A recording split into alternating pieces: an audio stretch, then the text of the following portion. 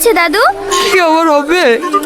শালারের গাড়ি থেকে সব পেট্রোল মার্কেট নিয়েছে। আচ্ছা দাদু, ওরা আপনাকে এত বিরক্ত করে, আপনি ওদেরকে বাড়ি থেকে বের করে দেন না কেন? কি করে বের করবো? ওরা তো 2 বছরের ভাড়া আগে থেকে আমাকে দিতে হইছে। তো কি হয়েছে? এমন কিছু একটা করতে হবে যেন ওরা নিজেই বাড়ি থেকে পালিয়ে যায় আর আপনার টাকা ফেরত দিতে না হয়। মানে এখানে আসেন। একটু কম করে ভয় দেখাস, মেয়ে মানুষ তো, যদি কিছু হয়ে যায় তোকে অত দয়া দেখাতে হবে না। এই বাড়িতে শুধু আমরা থাকবো, আর কেউ না। আমাকে সিনেমায় ভূতের মতো লাগছে তো। হ্যাঁ, একদম কাঞ্চনা 2 দেখলেই ওর দাঁতে লেগে যাবে। আগে ওই শালার দাদুকে দেখবো, তারপর অন্য কেউ।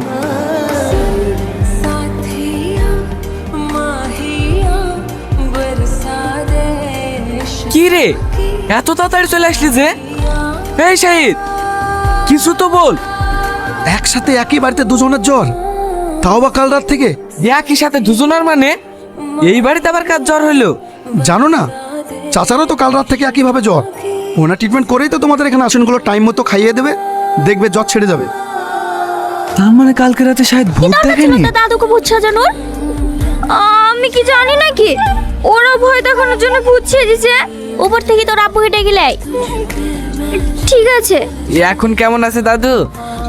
ভালো আছে, মাঝে মাঝে একটু ভয় করছে। আপনার বন্ধুর খবর কি? ও এখন সুস্থ আছে। আর দাদুকে ভূত সাজানোর প্ল্যানটা আপনার ছিল, তাই না? দেখেন, যা হচ্ছে ভুলে যান। আজকে আপনাদের সকলের দাওয়াত রইলো। দুপুরে একসঙ্গে খাওয়া দাওয়া করবো। সময় মতো চলে আসবেন কিন্তু। তোমরা কোন কলেজে পড়ো? এই পাশেই, আমতলা কলেজে। আমাদের নামটা তো জানা হলো না।